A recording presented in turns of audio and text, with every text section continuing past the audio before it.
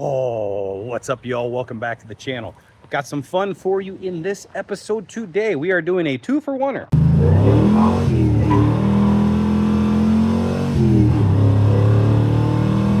We are finishing up on Orange Crush, and that's right, you see the Chevelle, she is back. But we got a couple of little things to do on that, and like I said, we're wrapping up on the brake systems with this.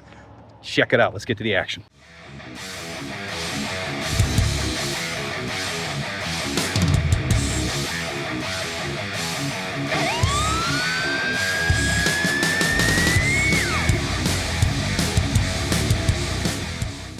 What exactly we're working on?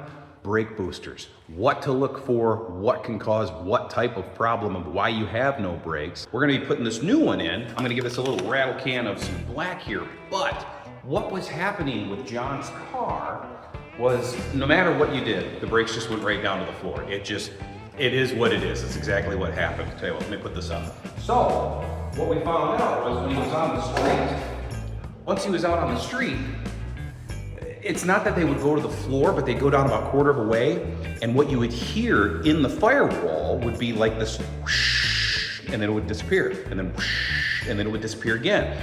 So at that point I started going, wait a minute, it sounds like a vacuum leak. Also what was happening was the motor was running like shit because it had a vacuum leak. What was that vacuum leak? This old decrepit nasty ass brake booster.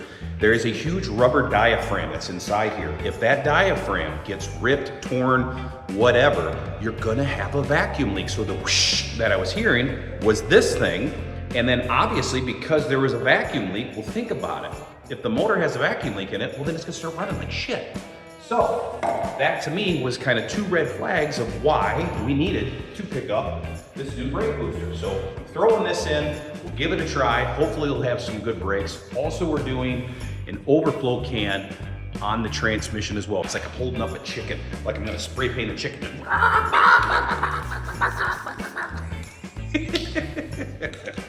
But I'm just getting a little trim black on this, obviously the places that you can't get to, and then I'll spray the rest of it once it's on the firewall.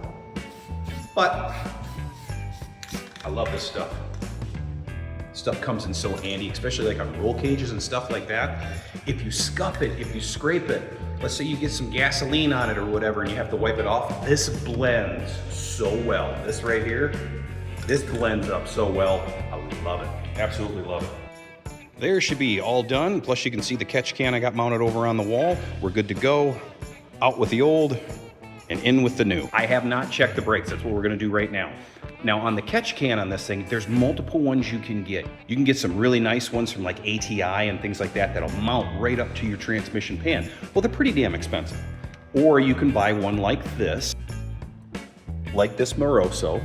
It's a regular overflow can that you would use on your radiator. What is the true point of this? He was showing signs that it was blowing out transmission fluid out of the vent tube. The vent tube is on top of the transmission.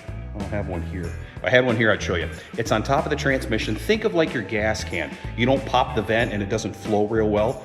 You need that vent to be able to regulate pressure inside the transmission. When it's hot, when it's cold, a certain amount of power all of a sudden gets jammed onto it. And what you guys might notice is when you're at the drag strip and some street cars and even fast cars, you'll see them smoke. And it's like, man, that thing's kind of a POS. It's smoking like crazy and all this. It could be rings, it could be a bunch of stuff, but it also can be the fact that, let's say it's a nitrous car. I'm just picking one of the boosted applications.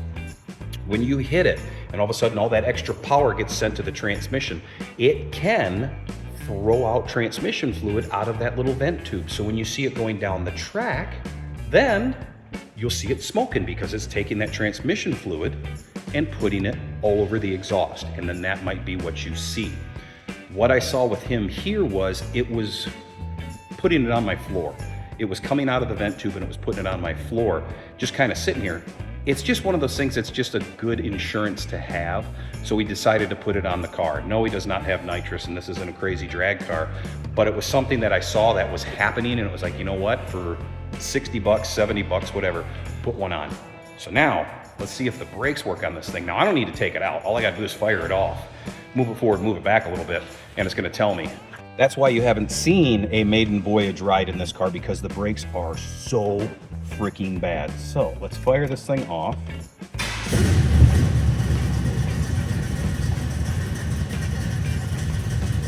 Okay. See if we got some brakes.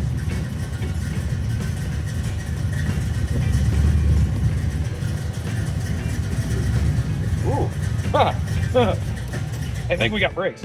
Yeah, I definitely think we got some brakes here. Let me put this back apart. Oh, come on.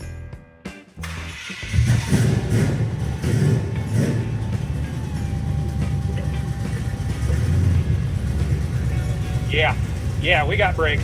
Oh, we got brakes.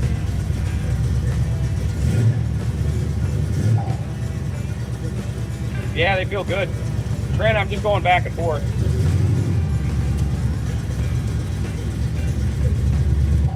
Yeah, we'll take this thing out on the street. I definitely think we can take it out on the street for sure. The brakes before, they would go down about 3/4 of the way, then they were just really, really hard. Like I said, from all the problems we had that I thought with the booster, it was definitely the booster. It feels like normal Camaro brakes. I mean, it's probably that far down and all of a sudden it's just like you got brakes. So thumbs up, wait for John to get here. But now, what are we gonna work on? So the reason why it's in here is we have to hook this booger up. What is it? Ooh, that is our speedometer setup. We didn't have it with the kit that he had. He wants a speedo working. So this should be the correct 411 speedometer gear that we need. Also, there's a little bit of a leak in the rear end that I'm just going to pull the drain plug because that's where it's coming from, pipe dope it up, stick it back in. You know, it always sucks when you find a leak in your garage floor. But luckily in my case, I actually had an automobile parked on top of it. But anyways, here is our little port right there. That's where the speedometer is going to go into play. So we are going to hook this little booger up in there. There's a gear that's inside there, just like just like your rear end, how it has a ring gear and a pig. It's got to fit inside another gear that's inside here. I believe that would be considered the ring gear. This would be kind of your pig. And from the same way that you would figure out your rear end ratio is how you're going to figure out your speedometer ratio. So all it is slip that plug out, put this back in, attach a speedo cable. We should be good to go and it'll start working. Will it be correct? We'll find out here in a second. And then I'm going to pop that drain plug out, goop that up, stick that back in. We're going to take this thing out for a little ride.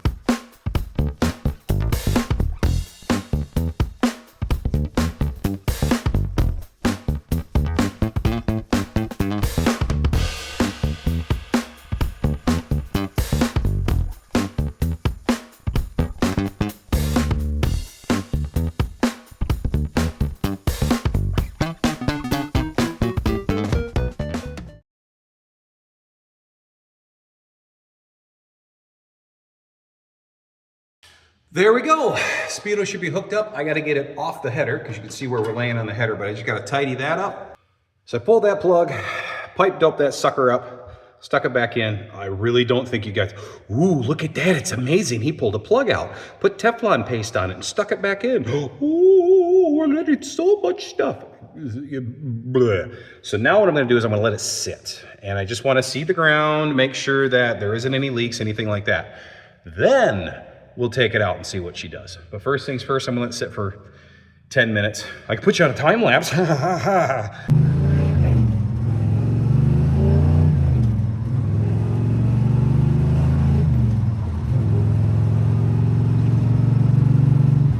Man, I forget about that 5-speed. Especially with the 411 gears in it. I mean, I am not getting into it. This is Dan's car, he can beat the snot out of it. But it's just rup, rup, rup, rup. She runs good. She runs good.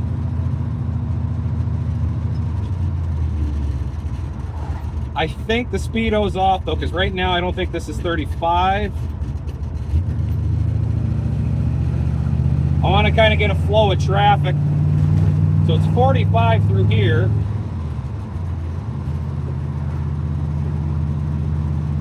So this right here is 45. I'm pretty much staying up with everybody here, so it's got to be close. Like I said, I'd have to disconnect you guys, and I can't do GPS and actually make a video at the same time. But this has got to be close. I mean, this definitely has got to be close.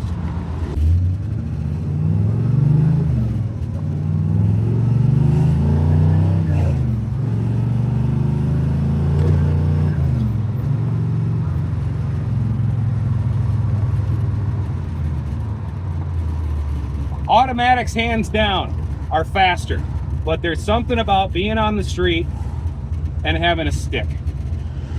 Just that control that you have when you drive a stick, there's just something about it that's just, it makes it fun. Even if you have a slow car, it makes it fun. You have something like this,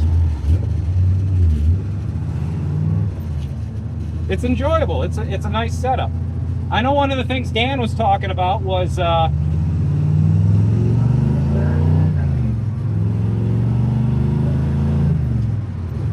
it doesn't take much, just, you know, a little bit of gas and she's just nice and torquey. He wants to make a little bit more power out of this thing.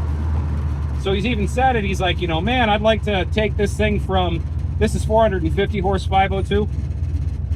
So she's nice and torquey, but to take it up to about 600 horse, this thing would be a blast with another 150 horse. So if the speedo's right, and I'm doing 55, I'll go, all right, there's 60. So 60 is like 2,300 RPM.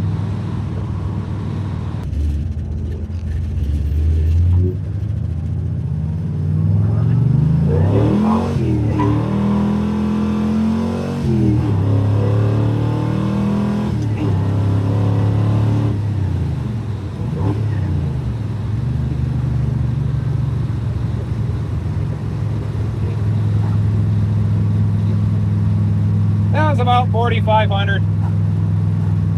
That's about half throttle 4,500. 502 runs good. I'm not getting on it any harder than that. That was just being nice, running it through the gears. What you don't want to do is sit there and just foot to the floor, power shift this thing at 6,500, you know, and just you don't want to do that. Getting into it a little bit, you're fine. Everything's finally taking a set. But yeah, she's a good runner for sure. We're gonna go for a little ride around the block. He hasn't been in his Chevelle in a couple years. Yeah.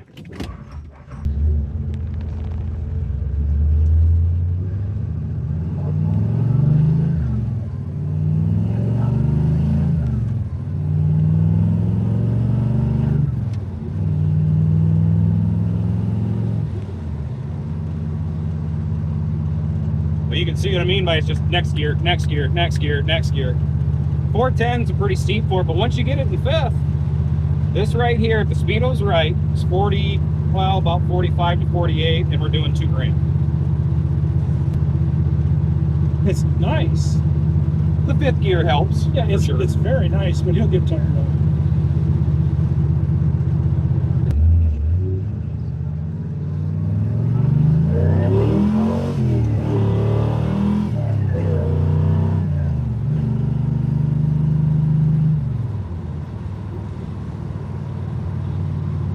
You can definitely tell it's got the cubic inch of the 502. Yeah, that's a nice running car. There's a lot of chrome underneath the hood, so it's probably got a big rating. We're about 200. As long as it doesn't yeah, he's got a nice aluminum radiator on it and all as that. long as he doesn't go any hotter than that. 200's not bad.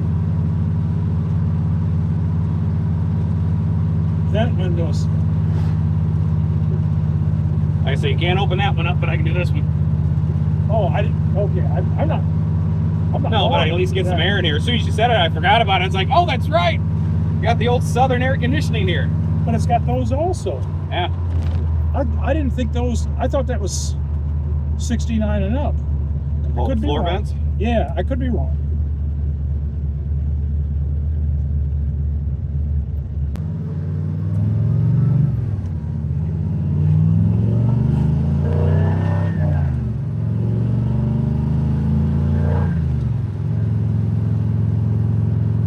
Because if that's a 1-to-1, we're doing 50, and that's 2,300. should be more. If this was true 1-to-1. Because then if we got up Oh, it's into, 410. so there's 60, Okay. Yeah. that's about 2,700. Okay. That's about 21, 22. It's the small rear tire size too. He's also got a 255. It doesn't have a 275 on it. Okay. So it's a little bit shorter tire. Very nice car. When he had the polished rallies on it, I'm looking at it and it was like, okay, not too bad. But as soon as he sent me a picture, he's like, this is what I'm throwing on. I went, yes, Gregor's. And MTAs. You didn't go with some cheapy, I don't know what's cheapy tires. Cooper Cobras or Something Hugger tires or whatever those things are. But there's one thing about driving a stick on the street. Automatics are quicker, but there's still something about just being able to just Do what you want. have the control over the transmission, be able to roll through the gears, you know, hold it out a little bit longer than what you think you should. And just being able to just have fun with that. I don't see any weak areas on this. I think he put a brand new dash in also. All the, all the plastic plated. You know, all the trim on it looks all nice and new. Really, and whoever did it or whatever did a very nice job.